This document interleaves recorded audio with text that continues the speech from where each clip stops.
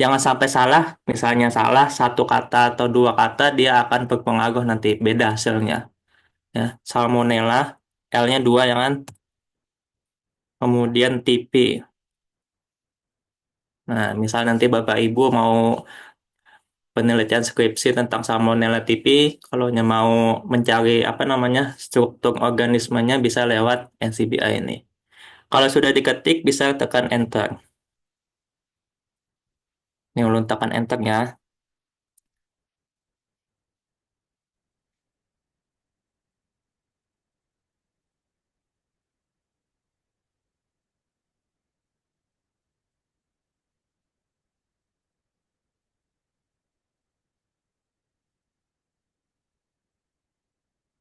Apakah sudah apa namanya loadingnya sudah selesai di wadah buan pian?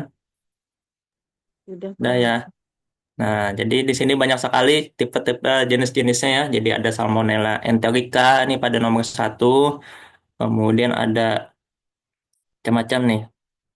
Salmonella typhi ya kan pada nomor 13.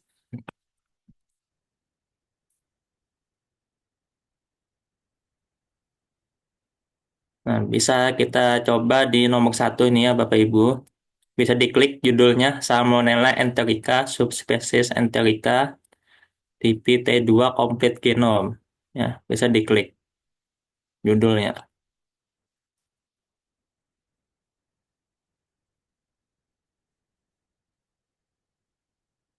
Nah, di sini kan ini ada tulisan download, berarti kita tunggu dulu. Maka dari itu sarankan kalau yang membuka NCBI dan lainnya tuh perlu kuota yang banyak kalau pakai kuota. Kalau pakai WiFi sih ya nggak apa-apa, nggak masalah ya kan. Nah, sudah komplit. Baik, kita akan coba sampaikan informasi di sini. Mulai dari judul ya. Jadi judulnya itu adalah Salmonella enterica subspesies ya, subspesies enterica seropak tipi TY2 complete genome. Ini judulnya ya, ini judulnya. Kemudian genbank. Di sini ada tulisan genbank ya. Kemudian ada kode. Kode AE014613.1. Nah, kode ini menunjukkan kode unik ya. Ini kode unik atau kode accession number.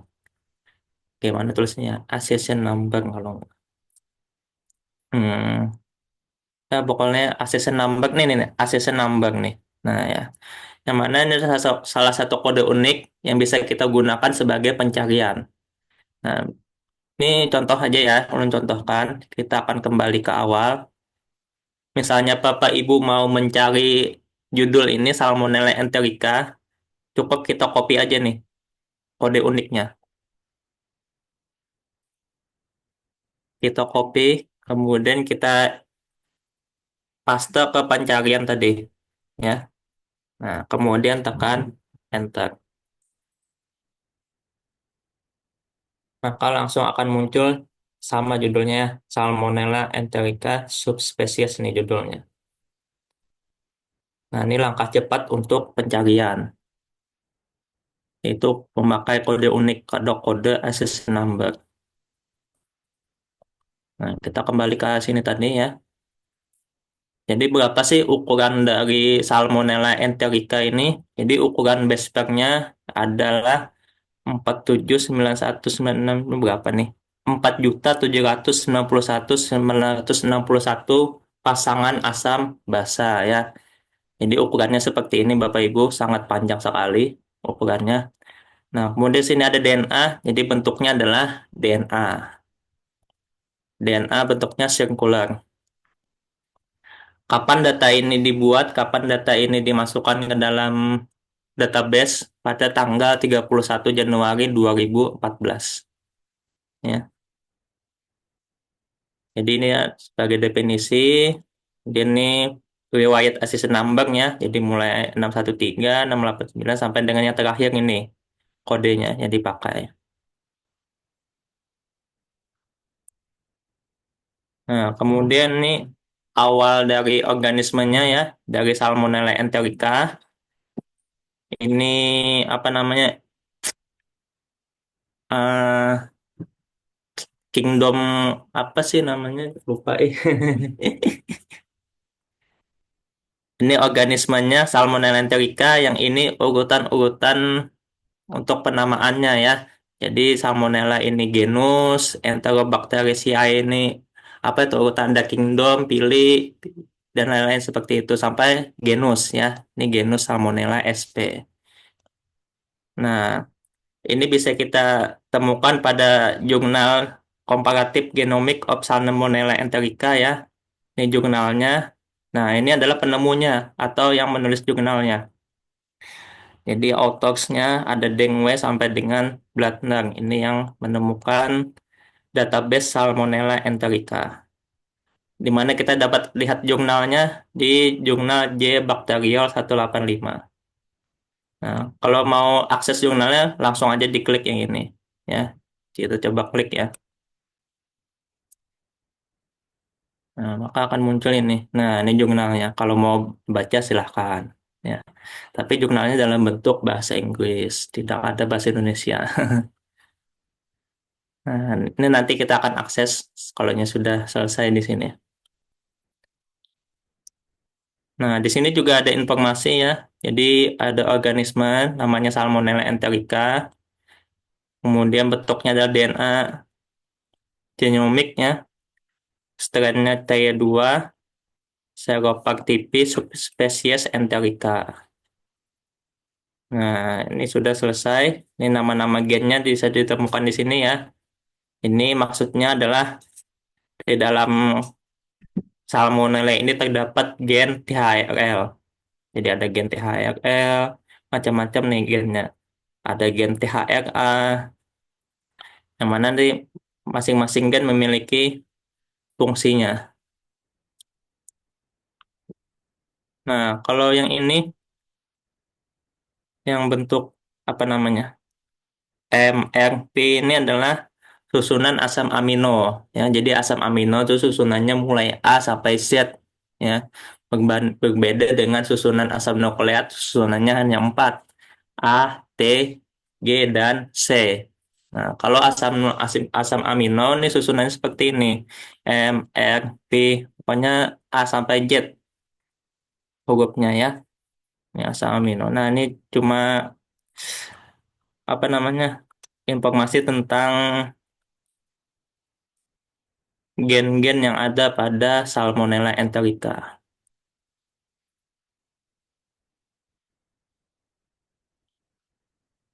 Kita lanjutkan di sini tadi kelewat ya, mohon maaf. Ini ada pasta ya. Kita kembali ke atas, kelewatan tadi mohon maaf. Ini ada pasta ya. Bisa diklik pastanya.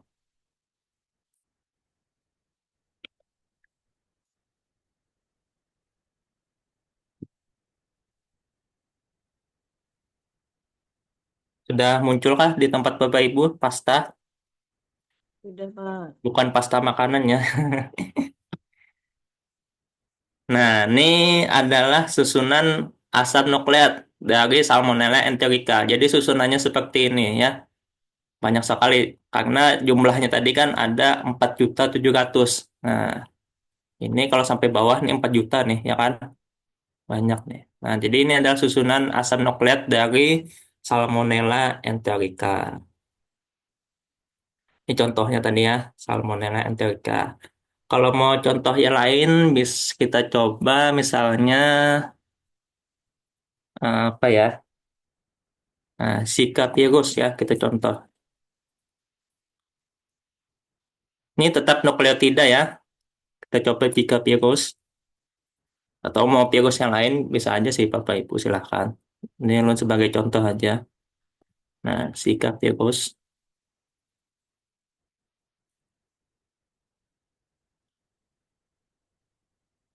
Nah, sama seperti tadi, banyak sekali macam-macamnya ya. Bisa kita klik yang nomor satu. Zika virus, isolat Zika virus.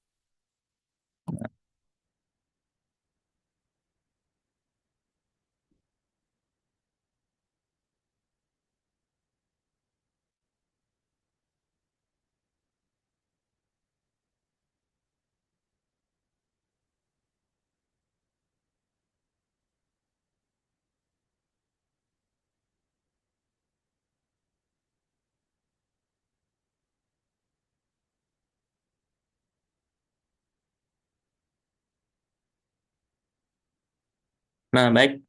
Seperti tadi sama saja. Jadi ini awal judulnya Zika virus dengan kode unik genbank seperti ini MW015936.1 ya. Kemudian berapa sih ukuran dari tiga virus? Ukurannya ada 10.807 base pair ya. BP ini adalah base pair ya. Base pair. Nah, BP itu adalah base pair. Bentuknya apa? Bentuknya adalah RNA ya. Jadi beda tadi kan Salmonella enterica bentuknya DNA. Sekarang kita beralih ke Zika virus bentuknya adalah RNA. Bentuknya linear, di input datanya pada tanggal 12 Oktober 2020 ya, baru saja nih 5 tahun yang lalu. Nah, sama definisi og- asalnya dari Zika virus, organismenya ya. Ini penamaan nama ilmiahnya virus Ribophilia sampai dengan genusnya ya. Apa nih? Octoplasmipirus gicaense. Jadi nama peneliti yang meneliti itu adalah ini Jaime Puk T sampai dengan T Parit dengan judul jurnal artikel penelitian itu Complete Genome Sequence of Zika Virus. Ya. Nah, jurnalnya tidak dipublish ya. Mungkin ini entah sudah dipublish tapi ditarik kembali, kita tidak tahu ya. Atau publishnya berbayar, mungkin saja. Kalau mau melihat jurnalnya, bisa langsung menghubungi peneliti tersebut. Ya. Nah, di sini juga ada informasi juga ya. Nah, organismenya jika virus, bentuknya adalah genomic RNA. Isolatnya jika virus ini awalnya asalnya dari serum. Ya, ini asal dari organismenya, dari serum. Hostnya, host yaitu Homo sapiens. Ya, tahu aja Bapak Ibu ya, manusia. Nah, ditemukan di penelitian di Thailand. Di Thailand ya. Ini lengkap sini anunya. Nah, ini nama-nama gennya ada poli, ya kan? Ini adalah susunan asam amino. Nah, banyak sekali. Nah, ada poli ini fungsinya memproduksi uncooked capsid protein C. Nah, macam-macam di sini ya. Nah, ternyata di bawah sini juga ada yang namanya pasta.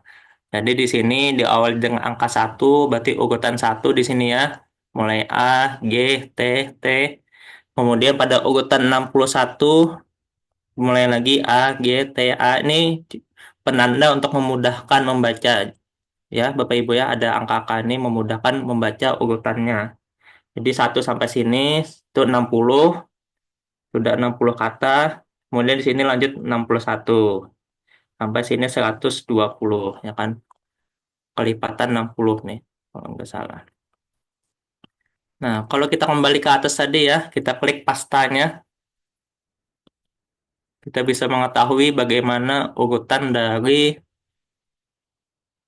RNA jika virus tadi ya. Nah, ini contohnya.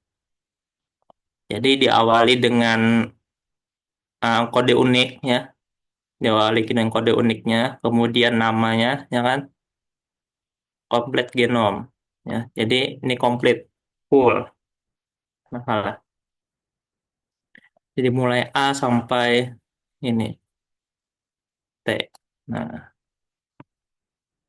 ya jadi seperti itu cara membaca informasi organisme di NCBI. Mungkin sampai sini adakah yang ingin ditanyakan Bapak Ibu?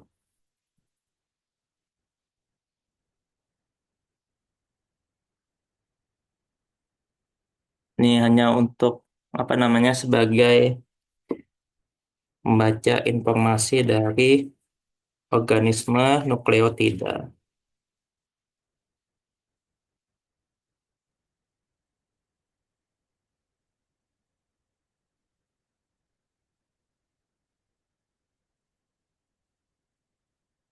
Kalau tidak ada, kita akan lanjutkan ke BLAST ya.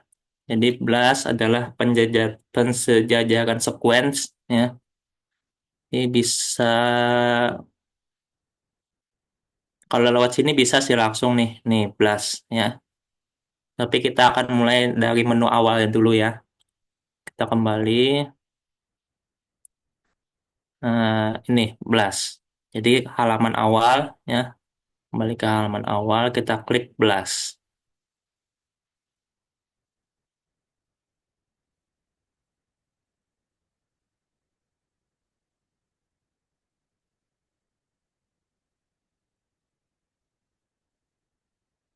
Kita tunggu ya. Mungkin sampai nunggu adakah yang ingin ditanyakan Bapak Ibu? Atau masih belum paham? Nggak apa-apa, kita pelan-pelan aja ya. Lumayan, Pak. Hal-hal yang baru dan agak sulit. Pada dasarnya sih cuma untuk apa namanya mencari informasi organisme ya, informasi gen, informasi genetik, bagaimana sih urutan nukleotida, yaitu dengan bioinformatika.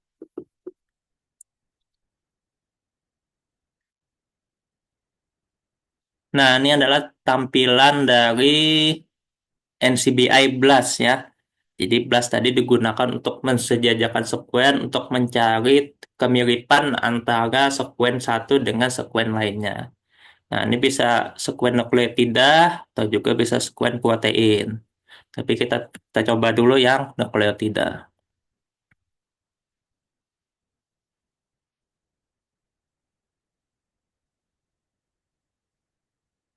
Bisa diklik nukleotida nih, websitenya agak berat ya.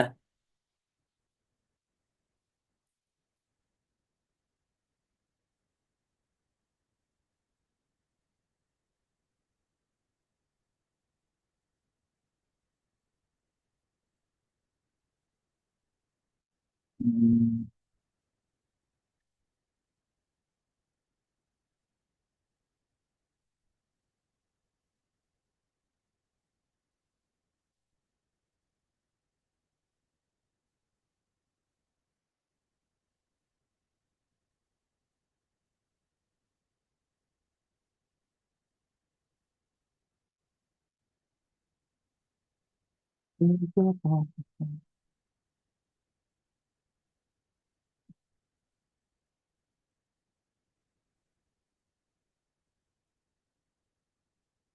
Oh,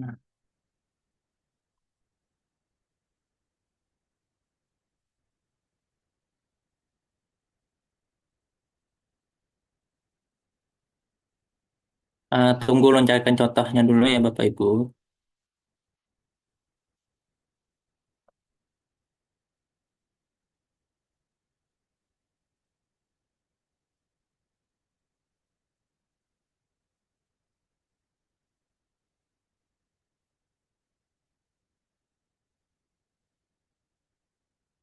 Nah, ya ini adalah tampilan blast ya. Ini ada kolom untuk mengisi apa namanya? Bisa kita isi dengan kode unik atau sekuen pasta tadi yang sudah kita cari tadi ya. Misal kita mau mencari ini tadi, misal contoh Zika virus. Bisa kita copy ininya, kode uniknya atau pastanya keseluruhan. Oh, lumayan panjang nih ya, 10.000. Tapi kita coba aja ya. Kita coba kode uniknya kita copy. Nah, ini fungsinya adalah untuk mencari organisme apa yang mirip dengan Zika virus ya. Apakah ada organisme lain yang mirip dengan Zika virus atau tidak ya. Jadi fungsinya salah satunya itu. Kita copy, kita paste di sini kode uniknya.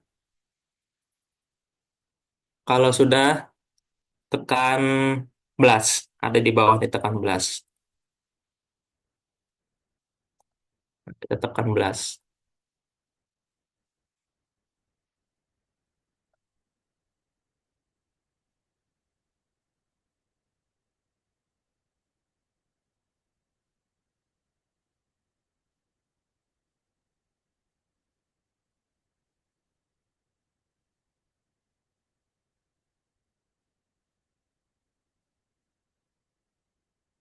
Biasanya kalau kita menggunakan aplikasi Blast ya, menggunakan aplikasi Blast. Kalau, aduh lelet nah.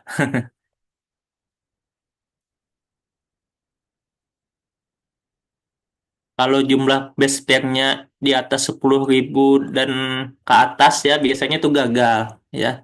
Biasanya Blastnya gagal atau sangat lama sekali. Jadi bisa kita hentikan aja Blastnya ya. Kita cari yang lebih pendek lagi base pairnya. Kita refresh dulu. Saya lupa tadi. Jadi misalnya mau blast, usahakan jumlah base pairnya itu ya mulai 500 ke atas sampai dengan biasa kami blast itu sampai 5.000 masih bisa ya. Jadi 500 sampai 5.000 kemungkinan masih bisa tuh. Baik, kita akan coba cari blast dengan gen ya, salah satu gen apa ya nama gen nah nih PIMH ya. Bisa diikuti ya. Jadi FIM huruf kecil semua, H-nya besar. Kalau sudah tekan enter.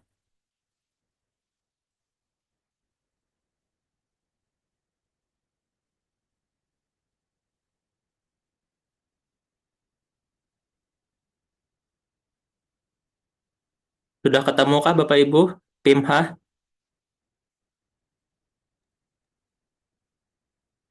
Sudah, Pak. Oh ya, nggih. Nah, jadi gen PIMH ini ditemukan pada E. coli ya, Escherichia coli. Ini salah satu gen yang ada pada E. coli. Biasanya kita praktek kalau mau menemukan E. coli dalam sampel itu menggunakan gen PIMH sebagai primernya.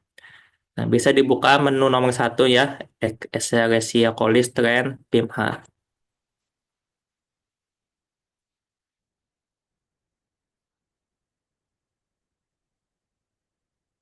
Nah, sama saja, ini ada nama ya kan, ada kode uniknya, kemudian panjangnya itu adalah 903 base pair. Ya, bentuknya DNA linear, datanya dimasukkan pada 8 Januari 2013. Ini E. coli ya, di sini ada nama-nama ilmiahnya. Yang genusnya yang kan terakhir genus Escherichia. Spesiesnya adalah Escherichia coli. Penulisnya atau peneliti yaitu Asadi Karang dengan judul penelitian Vaccination with Recombinant ya kan pada tikus. Nih pada tikus mice. Mice itu mencit kalau nggak salah. Jadi beda ya. Ada mencit, ada tikus, mice, rat. Kemudian jurnalnya Pasien 31. Kalau mau baca jurnalnya bisa klik aja yang ini. Ah, salah. Nah, ini. Kita kembali aja. Ini sama seperti di bawah ya. Organismenya E. coli. Kemudian bentuknya DNA genomik.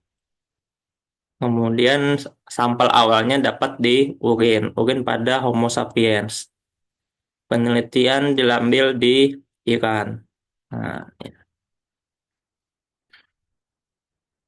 ini lengkap nih. Sampel diambil pada tanggal 1 Oktober 2011. Siapa yang mengambil? M. Asadikaram. Urin patogenik strain. Ya. Nah, kita kembali ke atas. Ini ada pastanya tadi ya. Kita buka pastanya. Nah, ini pastanya. Pendek saja ya. Karena tadi ukurannya berapa tadi? 900 base pair. Ya, 900. Pendek aja nih. Kalau mau dicoba apakah sini sampai sini 900 bisa saja cek di Microsoft Word. Kita lihat di jumlah kata berapa. Apakah betul 900 atau tidak ya. Nah, misal nanti Bapak Ibu penelitian ternyata didapatkan hasil sequencing seperti ini. Nah, misal ini bisa kita copy. Hmm, mana ya? Coba ulun stop dulu deh.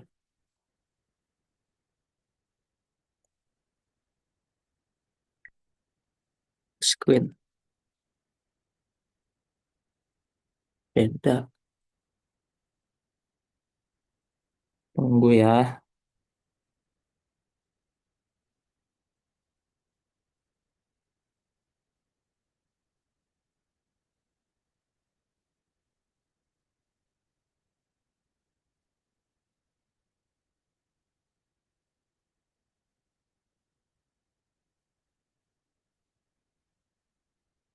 Nah, misal Bapak Ibu melakukan penelitian, kemudian didapatkan hasil sequencing sebagai berikut, ya kan? Nah, contohnya seperti ini tadi. Kita kan nggak tahu nih misalnya tanpa melihat judul, ya kan? Apa sih, apa namanya, organisme ini, ya kan? Kita kan nggak tahu nih. Nah, cara mencari tahunya menggunakan aplikasi BLAST, ya. Misalnya kita dapat susunannya seperti ini, kita copy semua urutan nukleotidanya, kita copy, kemudian kita kembali ke aplikasi BLAST. Nah, kita paste ke sini. Nah, nanti akan muncul organisme apa yang membentuk struktur ini tadi, ya.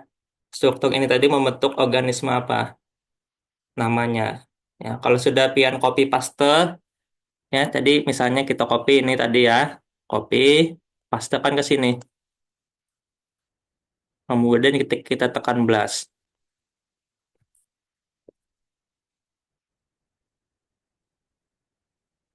Misal nanti Bapak Ibu penelitian tentang molekuler, keluar sudah hasil sequencing, nanti hasil sequencingnya berupa urutan nukleotida A, T, G, dan C. Tapi kita nggak tahu nih jenis apa organismenya ini namanya. Nah, untuk mengetahui namanya tersebut, kita menggunakan aplikasi BLAST untuk mencari kemiripan. Ini apa sih nama organismenya ini? Ini agak anu ya websitenya agak berat jadi lelet. Tapi tunggu aja ya. Mungkin sambil nunggu adakah yang ingin ditanyakan? Nah, ini sudah mulai dianalisis. Kita tunggu aja. Mungkin punya Bapak Ibu adakah yang sudah selesai BLAST-nya? Ada Mas, udah. Oh ya sudah. Kita nunggu ini ya. Nanti ulun jelaskan lagi.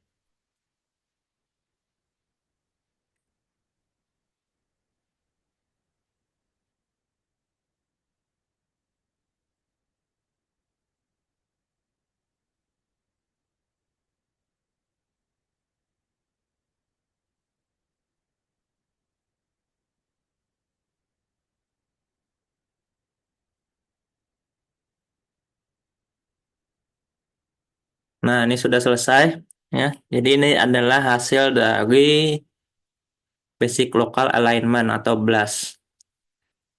Tadi kita sudah masukkan jenis apa namanya? Urutan nukleotida tadi ya. Di sini dapat ketahuan hasilnya. Nah, jadi mulai sini ternyata bentuknya adalah DNA dengan panjang 903 ya, 903 panjangnya. Kita geser ke bawah. Nah, ternyata kita dapatkan namanya adalah E. coli ya. Jadi urutan nukleotida tadi kemiripannya mirip dengan E. coli. Kita bisa lihat di sini di query number-nya total kemiripannya adalah 100%. Jadi bisa dipastikan sampelnya ini merupakan 100% E. coli. Kalau kita mau lihat database-nya bisa kita klik kode uniknya ini tadi ya. Jadi banyak satu sampai ke bawah nih ya, 100% ya.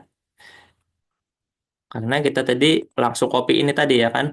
Dari sini kita langsung copy ke sini, keluar jenis organismenya adalah E. coli. Nah, ya sampai ke bawah 100% E. coli.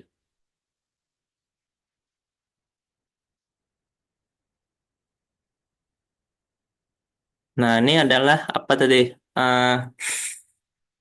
Alignment-nya tadi ya. kemiripannya, apakah terdapat mutasi, delesi, atau translasi ya. Bisa kita lihat di menu alignment. Karena ini 100% mirip ya kan, jadi semuanya match ya kan, ada garis-garisnya. Cocok artinya. Karena totalnya 100% mirip. Pak bertanya Pak, yang di atas tadi apa Pak? Yang mana? Yang alignmentnya tadi Pak, yang Ini AAA alignmentnya nih. itu. Nah, ini ada Yang di yang query satunya itu Pak, query satu yang, yang ATGA file yang tadi bener Pak, oh yang ini tadi. yang tadi. Yang mana Itu ya? kan ada yang di atas, ada yang di bawah, yang ATGA dan seterusnya itu. Oh ya ya ya ya, ini. Nah, Nah, yang jadi posisinya di query atas tuh satu, apa? jadi query satu ini eh, database yang kita copy tadi, ya, yang ini tadi yang kita copy nih. ATGA 3 ya kan? ATGAA ya kan? Sama. Nah, jadi ini adalah database yang kita copy tadi dicocokkan dengan database yang ada pada data E. coli strain ini. Nah, jadi database yang kita copy pada urutan 1 sampai 60 itu cocok dengan 100% dengan database Escherichia coli strain ini pada urutan berapa nih? 4.928.013 sampai ini ya. Jadi urutannya ini sama dengan yang Escherichia coli. Maka dari itu total kemiripannya tadi 100% ya kan. Nah, karena gennya ini ada di E. coli tadi. Ini sama seperti di Jadi bawah ya kan urutannya. Ini satu jadi sampai enam posisi puluh. yang Ini urutan 61 sampai 120. Mungkin ada jadi lagi yang di aku. atas itu sampel ya Pak? Ya, di atas nih sampelnya, sampel yang kita copy Oh, ini di tadi. bawah bawah itu database-nya Pak. Ya, di bawah ini ada database dari genbanknya Escherichia coli. Kalau yang ini tadi kan cuma apa namanya susunan urutan untuk pengkode gen PIMH aja ya kan. Nah, cuma ini aja. Kalau yang ini kan keseluruhan nih. Coba kita klik ininya, coba belum lihat kan. Nah, kalau ini kan keseluruhan. Nah, kita nggak tahu nih yang mana urutan nukleotida yang mengkode gen PIMH, ya kan? Karena ini full keseluruhan, ya kan? Ada berapa juta ini. Makanya dengan adanya BLAST ini kita bisa tentukan, misal kita menemukan urutan seperti ini, apabila melakukan penelitian, kita kan nggak tahu nih, ini gen apa, organismenya apa, kita nggak tahu. Maka dengan aplikasi BLAST, dia akan otomatis mencarikan organisme apa yang cocok dengan urutan nukleotida yang kita punya ini. Nah, kira-kira seperti itu fungsi dari BLAST. Kalau kita nyebutnya pensejajaran sequence untuk mencari kemiripan antara organisme satu dengan yang lain. Tapi bisa aja di sini misal E. coli, di sini Salmonella ya kan. Berarti gen misalnya gen PIMH tadi ya kan ada di E. coli dan di Salmonella misalnya seperti itu bisa jadi ya kan. Nah, karena gen PIMH ini hanya ada di E. coli, jadi semuanya nih, ya kan? Nah, semuanya E. coli semua nih. 1 sampai 100. Ini kayaknya 1 sampai 100. Nah, nih, 100 sequence sudah ditemukan, yang mana organismenya semuanya adalah E. coli. Ya kan? Nah, itu untuk PIMH. PIMH. Untuk BLAST. Jadi ya, contohnya satu. Mungkin contoh satu lagi ya. Apa ya? eh, Gen, kita kembali ke COVID, gen Pak. awal. COVID, Pak. COVID ya. Bisa kita coba COVID. COVID itu gennya apa ya? Eh, Gen COVID. Kita coba ya. COVID-19 envelop.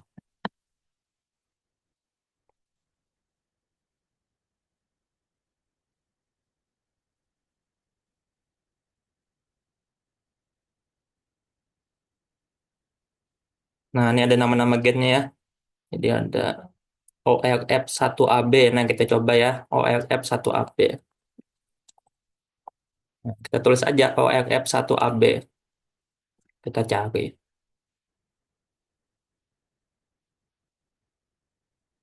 Nah, kalau ini kan yang menu nomor satu ini kan gabungan nih, ada ORF1AB, ORF1A, ORF2, ya kan ini gabungan.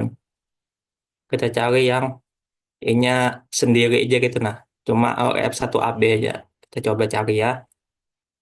Cari sampai ke bawah. Rata-rata gabungannya nih ya. ORF1AB. Nah, kita coba yang menu nomor 10 nih. Tapi ini bukan COVID ya, Bopin Astopirus.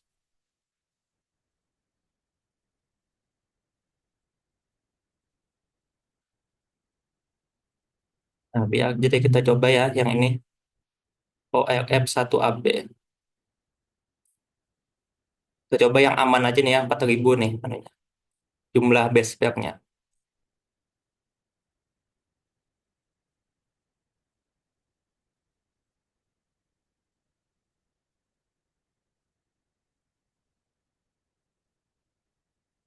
Ya, ini adalah Bopin Astropirus ya. Ini apa nih Bopin Astropirus? Coba kita cari dulu ya.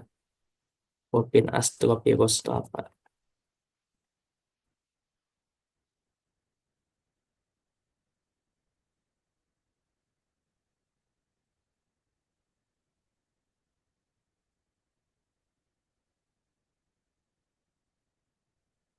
Bopin Astropirus adalah virus non-envelop dengan bentuk RNA ditemukan pada hewan ya, kalau nggak salah kalknya hewan yang diare ya kan di UK, di Inggris. Nah, ya. Bisa kita buka pastanya ya. Ini sama seperti tadi. Ini ukurannya, bentuknya RNA, di input datanya pada 8 November 2011. Ini penulisnya. Nah, ini organismenya Bopin astropirus, genomic RNA, hostnya Bos taurus. Apa ini Bos taurus? Bisa kita cari dulu ya. Soalnya ulun kada tahu juga nih Bos taurusnya apa. Oh, sapi ya, bangsa sapi. Nah, jadi diambil di hewan ya, di Korea Selatan pada tahun 2020. Nah, kita kembali ke pasta. Kita lihat susunan urutan nukleotidanya. Nah, ini urutannya ya, Bapak Ibu. Karena ukurannya berapa tadi? Ukuran 4.000 ya, jadi sebanyak ini. Misal kita mau coba copy kode uniknya, bisa. Kita copy. Kemudian kita kembali ke BLAS. Nah, ini BLAS.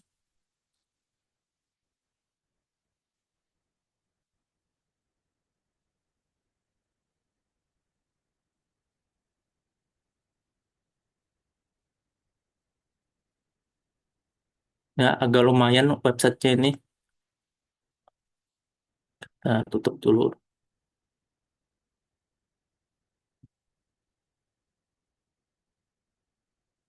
Pak, sambil nunggu boleh bertanya, Kak, Pak. Oke, silakan Bu. Oke.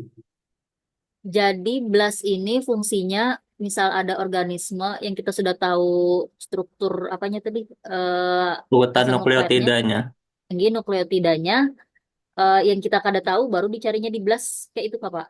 Iya, salah satunya seperti itu. Atau kita sudah tahu nih urutan nukleotidanya membentuk organisme apa, lalu kita ingin cari ini nih mirip dengan siapa organisme lain gitu. Jadi bisa menggunakan aplikasi BLAST untuk mencari kemiripan dengan organisme lainnya apa. Ya, bisa aja kan misalnya kita sudah tahu nih E. coli ya kan. Oh, dengan aplikasi BLAST, oh ternyata E. coli-nya ini susunannya mirip dengan Salmonella misalnya ya kan, atau Mycobacterium. Itu bisa jadi. Jadi bisa dibuat pembahasan atau hasil penelitian ternyata E. coli yang saya temukan mirip susunannya dengan Mycobacterium. Nah, kira-kira seperti itu.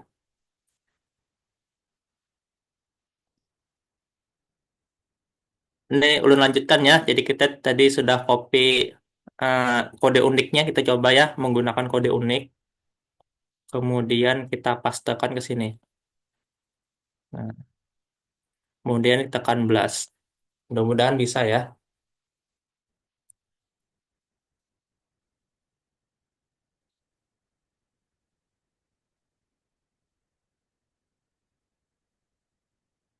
Ya, jadi misalnya apa nih?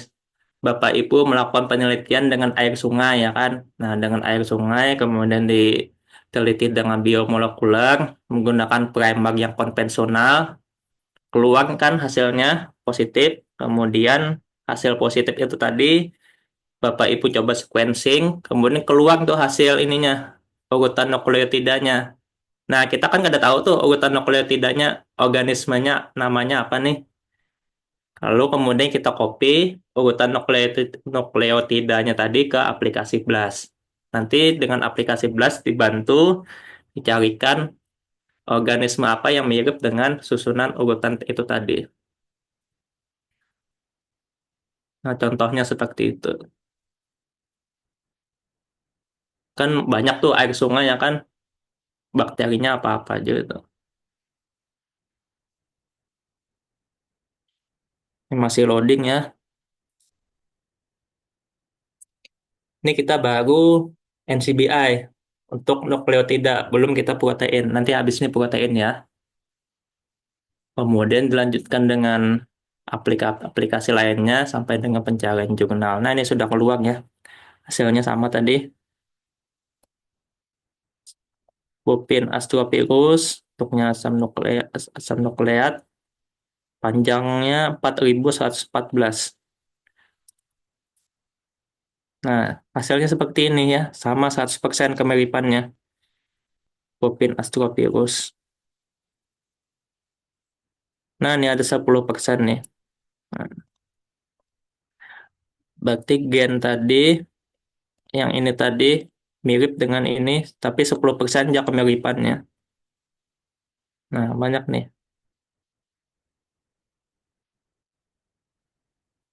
Nah, ini contohnya juga ada nih. Nama nama yang ini tadi, gen OF1AB tadi, yang kan mirip dengan Mamas Mamas Tropirus, tapi kemiripannya hanya 3%. Ya. Ini beda sudah organismenya. Tadi Bupin Astropirus, ya kan? Ini banyak ini anunya. Kita bisa lihat kesimpulannya di sini taksonomi ini. Nah, banyak sekali kemiripannya ya. Mirip dengan Bopin astropirus, kemudian astropirus PA5, ya kan? Dia ada human astropirus. Ini alignmentnya tadi ya, mirip semua. Coba kita pilih yang 10% tadi mana ya? Ada gue contoh. Nah, ini contoh. Udah ini. Nah, match-nya. Nah, ini tadi ya, ini contohnya. Ini ada gap ya kan, ada perbedaan sampel yang kita copy tadi dengan database yang ada di sini, Bovin Astropirus isolatnya ini. Ya kan ada mismatch, ada perubahan dari asal nukleotida C berbeda dengan ini nukleotida T, timin. Yang itu tadi berarti terjadi mutasi lah, Pak. Ya, terjadi mutasi. Salah satunya ini tadi. Nama mutasinya ini replikasi kalau tidak salah. Jadi ada perubahan C berubah menjadi T, ya kan? Pada isolat ini contohnya. Jadi mutasi itu ada replikasi, ada insersi, ada delesi, ya. Ada 3 macam. Nah, kira-kira blast seperti itu ya, Bapak Ibu. Ini waktunya lumayan nih. Kita lanjutkan ke protein ya. Nah, jadi protein Uniprot ya. Uniprot bisa kita cari di sini. Uniprot. Nah, ini tadi sudah jelaskan di PPT pendahuluan tadi. Bisa dibuka dulu UniProt. Di fungsinya adalah untuk identifikasi protein. Nah, di sini.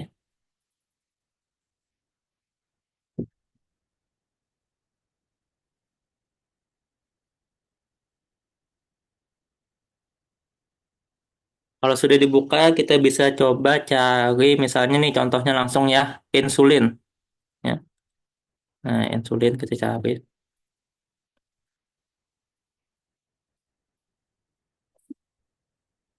Ini bebas aja mau pilih yang kartu atau dengan tabel. Kita pilih tabel aja.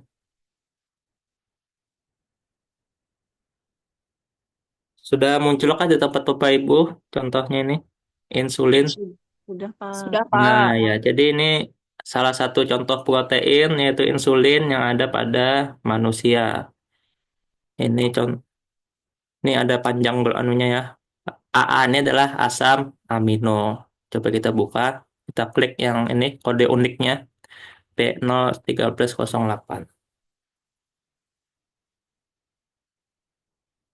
Nah, ini adalah gen insulin, protein insulin, kodenya INS ya. Organismenya ada manusia, pada manusia Homo sapiens ya, dengan panjang 110 asam amino. Nah, di sini kita bisa lihat fungsinya ya, Bapak Ibu. Fungsinya adalah insulin menurunkan konsentrasi glukosa darah, ya kan? Itu fungsi insulin. Nah, ini macam-macam di sini menunya. Kalau mau lihat urutan asam aminonya itu di sini. Nah, ini organismenya ya kan, namanya insulin, taksonominya ini ya kan, Kingdom Piliae sampai genus. Oh, ini Homo sapiens ya organismenya.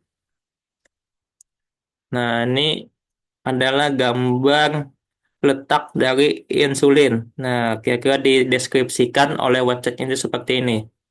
Ini di dalam mana nih ya? Ada anunya nggak ya? Penjelasannya. Nah, nih ya, lengkap sekali sini. Tinggal Bapak Ibu baca aja. Ini badan Golgi, endoplasma ya kan? Macam-macam nih.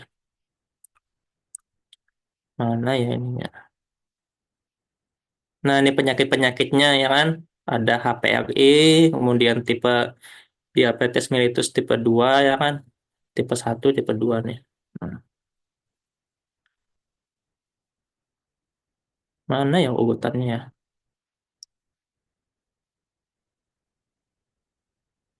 Coba cari ke bawah ya Bapak Ibu.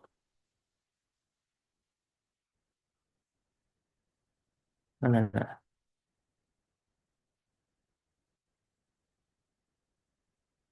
Eh. Nah, ini adalah struktur tiga dimensi untuk insulin ya. Dideskripsikan oleh websitenya seperti ini, bentuk insulin. Ya kan? Nah, ini bisa kita putar. Nah, siapa tahu nanti Bapak Ibu penelitian diabetes mellitus ya kan, ditanya sama pengujinya, bagaimana sih struktur dari insulin ini, ya kan? Bisa aja nih di screenshot, dimasukkan di pembahasan, ya kan? Ini harusnya ada nama-namanya nih, tapi kada muncul dulu. Nah, ya kan?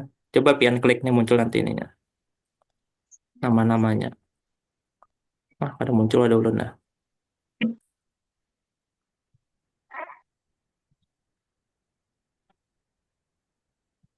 Nah, ini urutannya. Ya, dapat ya.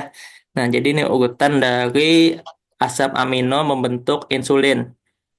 Namanya asam amino tadi hurufnya ada A sampai Z ya, berbeda dengan nukleotida, dan hanya 4 saja, yaitu A, T, G, dan C. Ya, jadi ini sampai ke sini 10, ini sampai ke sini 10, total 20 ya kan, sampai 110 asam nukleotida. Nah, ini.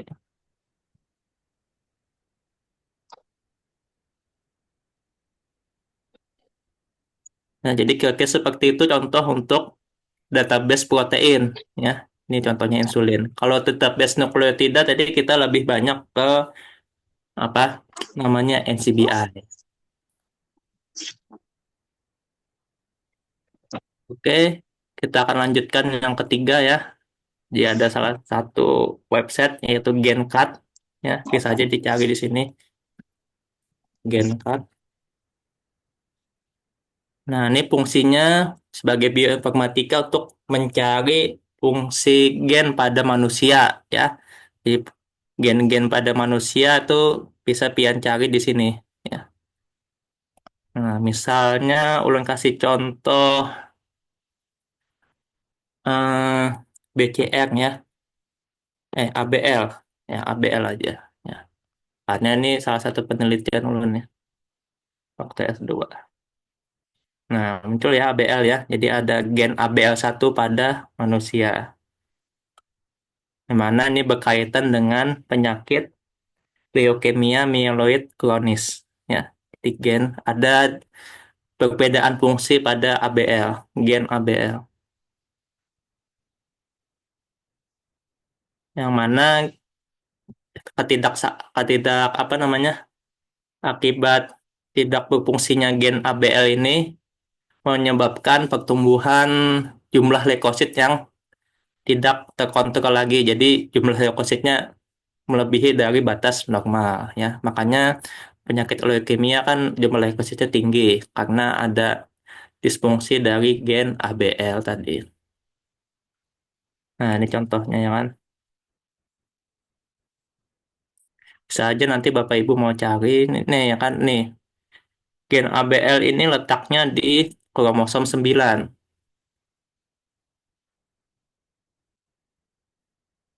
Gen ABL letaknya di kromosom 9, sedangkan gen BCR itu letaknya di kromosom berapa ya? 20 kalau nggak salah.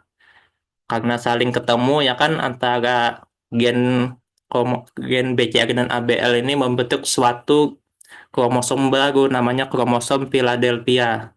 Nah, kromosom Philadelphia ini yang menyebabkan peningkatan fungsi produksi jumlah leukosit yang tidak terkontrol lagi. Nah, jadi untuk apa namanya? Untuk magang pada leukemia mieloid kronis itu digunakan pemeriksaan BCR ABL tadi untuk melihat adanya penyakit leukemia. Ada manusia nih, ada struktur tiga dimensi juga ya, seperti ini. Nah, ini hanya sebagai pengetahuan Bapak Ibu untuk bioinformatika. Kita lanjutkan lagi ke KEGG ya. Nah, jadi KEGG pathway ya. KEGG pathway. Coba kita cari. KEGG pathway. Nah, ini misalnya Bapak Ibu melakukan penelitian atau skripsi, kalau disuruh mencari apa namanya patologis bagaimana penyakit itu berjalan ya kan mulai dari mana, itu bisa menggunakan KEGG pathway ini. Misalnya Bapak Ibu mau melihat kenapa sih orang itu bisa terjadi diabetes, mulai dari mana organismenya ya kan. Dia kita coba diabetes mellitus. Nah, yang tipe 2. Nah, muncul di sini ya perjalanan penyakitnya. Bisa kita klik ya.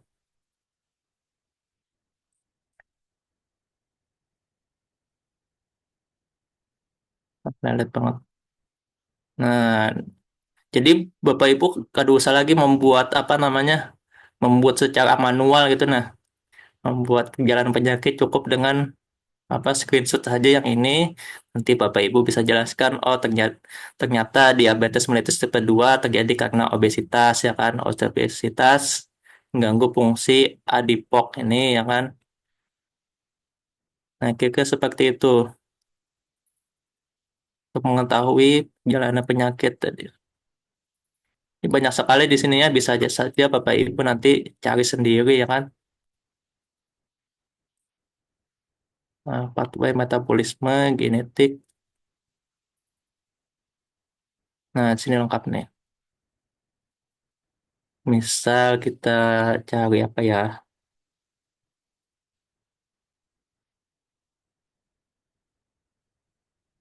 Nah, metabolisme vitamin B6. Bagaimana sih metabolisme vitamin B6 ya? Nah, seperti ini nanti ya. Cari aja Pian penjelasannya ya apa nih? Lumayan banyak nih. COVID-19 sudah lah ya. Nah, ini ada COVID-19 nih. Kita coba ya.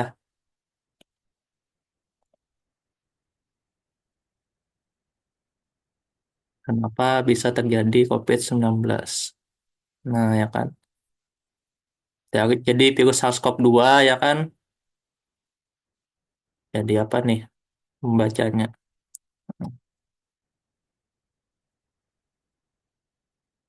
Nah, lengkap sekali di sini ya Bapak Ibu ya. Jadi misalnya disuruh pembimbing buat aja cara apa namanya mekanisme perjalanan penyakit dari SARS-CoV-2 misalnya ya kan. Ya, ini aja pian kopi ya kan. Ini sudah ada contohnya nih. Tinggal pian aja lah menjelaskan nanti seperti apa. Nah, lengkap sini ya. Nah, itu KEGG pathway. Jadi kita tadi sudah NCBI, kemudian Unicode, BLAST, GenCat, kemudian KEGG pathway. Jurnal lagi ya, jurnal satu lagi. Untuk jurnal ini bisa kita buka di NCBI. Ya, kita kembali ke NCBI. Misalkan Bapak Ibu buka NCBI-nya kembali. Nah, setelah kita buka NCBI ini ada PubMed. Nah, PubMed.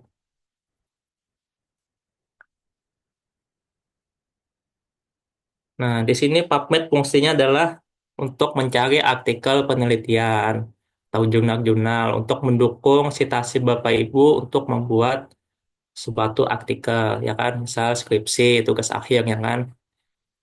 Pastilah Bapak Ibu mencari referensi melalui jurnal. Ini salah satunya dengan PubMed. Bisa juga menggunakan Google Scholar, ya kan? Google Scholar. Bebas saja Bapak Ibu mau pakai PubMed bisa, pakai Google Scholar bisa, ya kan? Jadi kita akan coba dengan PubMed. Misal, mungkin adakah di sini yang sudah membuat judul penelitian? Bisa di mungkin satu, siapa? Oke, silakan. Nah, orangnya yang tidak. Nah, coba ulun kasih satu lah, misalnya leukemia tadi ya. Leukemia. Nah, myeloid ke leukemia. Kita coba cari. Nah, ini muncul ya, jurnal-jurnal atau artikel penelitian mengenai myeloid leukemia. Nah, di sini kita bisa atur nih, apa, tahunnya. Biasanya kan kalau penelitian pakai jurnal 5 sampai 10 tahun terakhir ya kan. Bisa kita atur nih. Ini kan jurnalnya mulai 1915. Bisa kita atur ini. Berarti 2020, 2010 lah ya kan. 15 tahun ke belakang. Nah, seperti ini. Ini banyak ya artikel-artikel penelitian. Misalnya contoh satu nih. Nah, kita buka. Ini ada judulnya ya kan. Ada judulnya. Kemudian ada nama penulisnya. Nah, ini adalah PMID-nya. Ini kode unik ya. Seperti apa tadi? Genbank Accession Number. Kalau kita copy dan paste ini pencarian langsung muncul judulnya ini. Ini sama juga DOI ini link unik. Misalnya kita cari ini langsung akan muncul apa namanya jurnalnya. Nah, ya kan. Ini ada abstraknya, ya kan. Gambaran penelitiannya seperti ini. Kemudian ada kata kunci. Nah, kalau mau melihat secara full, biasanya kita klik yang ini, nih, full text. Full text. Nah, ini kalau kita lihat nih adalah Elsevier. Biasanya kalau website jurnal seperti ini biasanya berbayar. Kalau kita mau membaca fullnya. Nah, kita coba ya, bisa nggak nih? Biasanya berbayar sih kalau seperti ini. Kalau hanya berbayar, kita bisa mencari alternatif lainnya. Nah, tadi kan banyak tuh yang kan jurnalnya. Nah, Kak, PubMed ini dia bahasa Inggris aja ya? Nggak bisa diubah jadi bahasa Indonesia kayak gitu. ya bahasa dasarnya di sini bahasa Inggris. Kalau bahasa Indonesia bisa pian translate sendiri, Bu. Ya, jadi ini dasarnya bahasa Inggris di sini semuanya. Jurnal-jurnal dari luar negeri.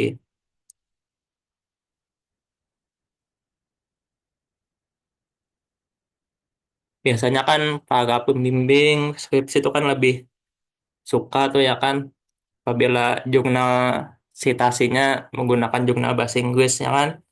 Nah, biasanya kita mencarinya di sini. Hmm,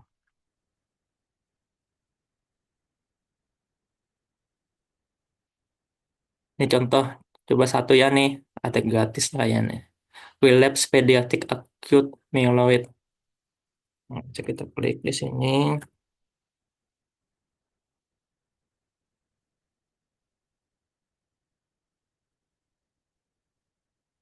Nah, ini kan ada judulnya ya kan, nama penulisnya, kemudian ada abstraknya ya kan. Nah, kalau kita mau lihat yang full, teksnya bisa di sini nih. Free Full Text PMC. Kita klik. Nah, bahasa Inggris ya. Tapi nggak masalah, OnPM pasti bisa aja tuh bahasa Inggris. Nah, ya kan? Sampai dengan hasil-hasil penelitiannya keluar. Kalau menggunakan Google Scholar, ya, misalnya ke contoh tadi, chronic myeloid leukemia.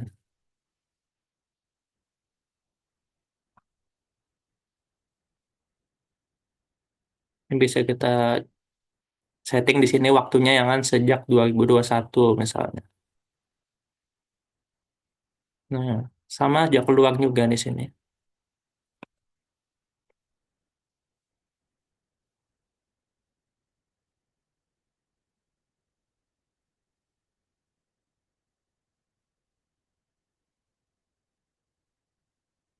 Tapi ini full text mana ya? Nah, kayak download PDF.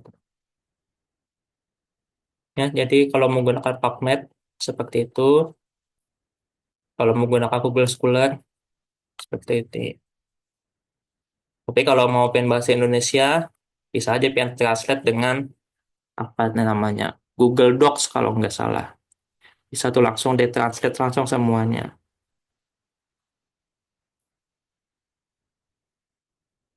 Ditranslate langsung di situ biasanya bisa sih, Pak. Oh iya bisa juga pakai pakai plugin ya Bu ya. Plugin. Itu yang bagian titik tiga di atas, kemudian pilih bagian yang translate, ada Oh pilihan iya ya betul translate. betul ya ya. Yang ini Bu ya. Ini ada translate sini biasanya. Ya, betul. Mm-mm. Tapi kadang biasanya translate-nya bahasa Indonesianya ya agak gimana gitu ya. Seadanya. Iya.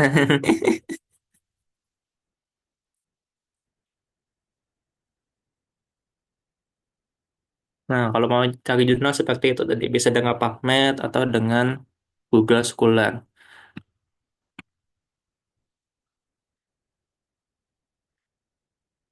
Kalau mau punya ulun mana contohnya lah, coba ulun carilah apa ya?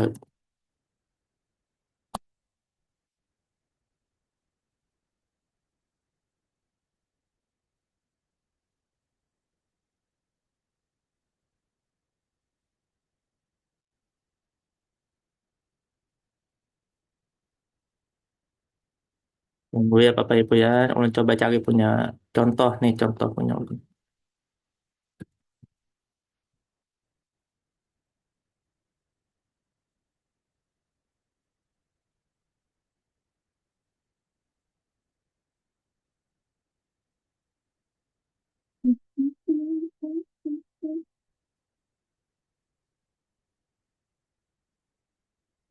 Mana ya? Oh, nih, ada Pak.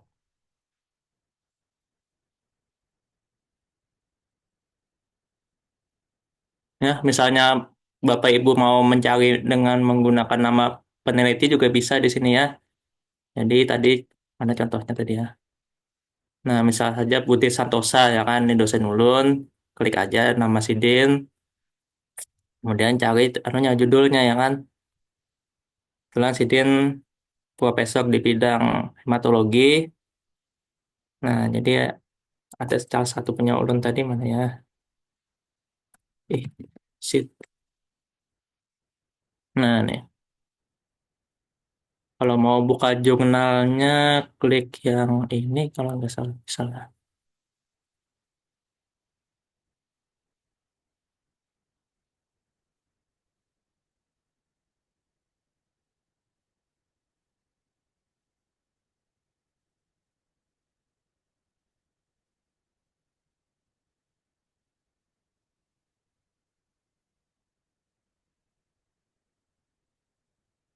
Nah, kan bisa dibuka deh ini anunya.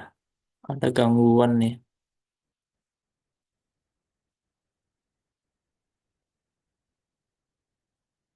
Nah, hilang.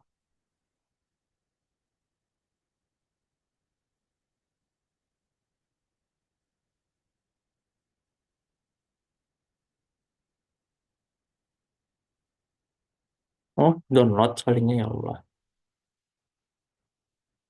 Nah, ini contohnya punya ulun ya. Di punya ulun waktu S2, jadi evaluasi gambaran hematologi dan PCR ABL pada pasien apa namanya leukemia yang mana sedang menjalani terapi. Nah, bahasa Inggris ya. Nah,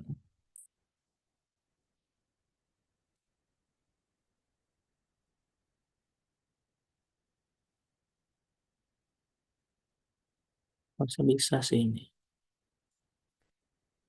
Baik Bapak Ibu, mungkin adakah yang ingin ditanyakan mengenai bioinformatika mulai dari BCR ya, mulai dari NCBI untuk mengetahui informasi organisme, kemudian kita sudah melakukan BLAST untuk mencari kemiripan antara organisme satu dengan yang lain, atau juga mencari apa sih organisme yang urutan nukleotidanya ini ya kan. Kemudian kita sudah pencarian jurnal menggunakan NCBI, PubMed ya, salah satunya ini. Nah, PMC PubMed, PubMed Central. Kemudian kita sudah membuka website mengenai informasi genetik yang ada pada manusia, GenCat. Kemudian kita sudah terakhir tadi membuka tentang pathway penyakit ya, menggunakan KEGG. Jadi penyakit, gejala penyakit, skemanya bisa dilihat di KEGG pathway. Jadi Bapak Ibu tidak perlu lagi membuat skema perjalanan penyakit secara manual, cukup dengan copy paste saja yang sudah dibuatkan. Nanti Bapak Ibu tinggal menjelaskan saja lagi seperti apa ya kan. Izin Kang Ida. Iya, silakan.